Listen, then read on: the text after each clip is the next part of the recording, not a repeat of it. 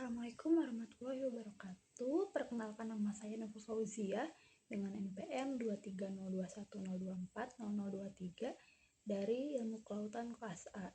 Pada video ini saya akan mempresentasikan hasil penelitian saya yang meliputi yang pertama ada peta lajur batimetri, yang kedua ada peta stasiun pengamatan, yang ketiga ada tabel koordinat stasiun, dan yang terakhir ada tabel durasi survei. Pada penelitian ini saya mengambil lokasi survei di wilayah pesisir Pangandaran, Provinsi Jawa Barat.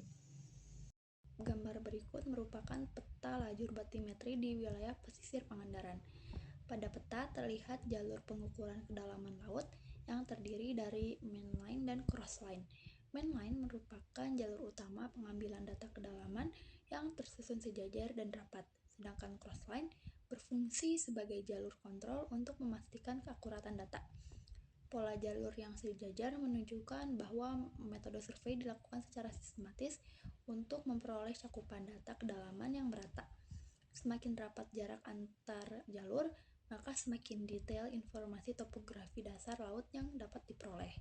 Crossline digunakan sebagai quality control untuk mengecek konsistensi data kedalaman yang dihasilkan oleh mainline. Dengan adanya crossline, kesalahan pengukuran dapat diminimalkan sehingga pemetaan batimetri menjadi lebih akurat. Area penelitian berada pada zona pesisir yang dipengaruhi oleh energi gelombang dari Samudra Hindia. Gelombang yang cukup kuat dapat mempengaruhi bentuk dasar laut melalui proses erosi dan sedimentasi. Secara keseluruhan, peta jalur batimetri menunjukkan bahwa proses akuisisi data dilakukan secara terencana sehingga dapat menghasilkan informasi kedalaman laut yang detail dan akurat. Peta stasiun oseanografi di pesisir Pangandaran. Pada peta ini terlihat titik-titik stasiun pengamatan yang tersebar di dalam batas area penelitian. Jumlah stasiun sebanyak 48 titik yang disusun membentuk pola grid atau kisi-kisi yang teratur. Pola grid menunjukkan bahwa penentuan titik pengamatan dilakukan secara sistematis agar data yang diperoleh dapat mewakili kondisi wilayah penelitian secara menyeluruh. Distribusi stasiun yang merata memudahkan proses analisis spasial, karena setiap bagian area penelitian memiliki representasi data. Lokasi stasiun berada di perairan dekat pantai atau zona nearshore, yang merupakan wilayah dengan dinamika tinggi akibat pengaruh gelombang dan arus laut. Pada area ini terlihat zona pecah gelombang yang menunjukkan adanya energi gelombang cukup besar yang berperan dalam proses transport sedimen dan perubahan morfologi dasar laut. Penggunaan sistem koordinat UTM WGS 84 zona 49S pada peta ini memberikan tingkat ketelitian posisi yang baik, sehingga memudahkan proses pengolahan data menggunakan software GIS seperti QGIS. Secara keseluruhan, peta stasiun menunjukkan bahwa survei dirancang secara sistematis untuk memperoleh data oseanografi yang representatif. Lalu ada tabel koordinat stasiun. Tabel ini berisi informasi posisi setiap titik pengamatan dalam bentuk koordinat geografis dan koordinat UTM. Koordinat UTM digunakan karena memiliki tingkat akurasi yang tinggi dalam pengukuran jarak dan posisi di permukaan bumi. Jumlah stasiun sebanyak 48 titik menunjukkan bahwa survei dilakukan dengan resolusi yang cukup baik.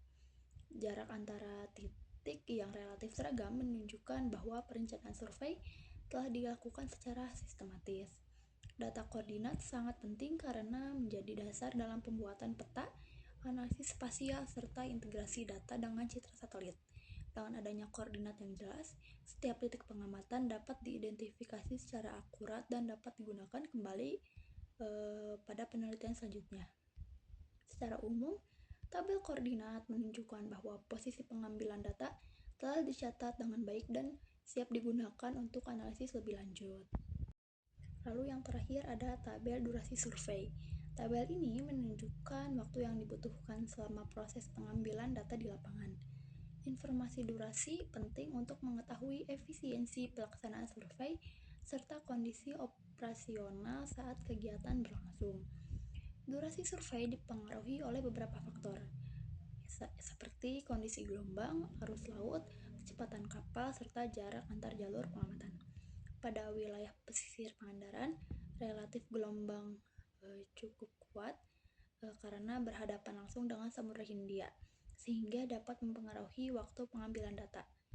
Data durasi juga dapat digunakan sebagai bahan evaluasi untuk meningkatkan efisiensi survei pada kegiatan penelitian berikutnya. Secara keseluruhan, tabel durasi survei memberikan gambaran bahwa kegiatan lapangan telah dilakukan secara terencana dan terukur.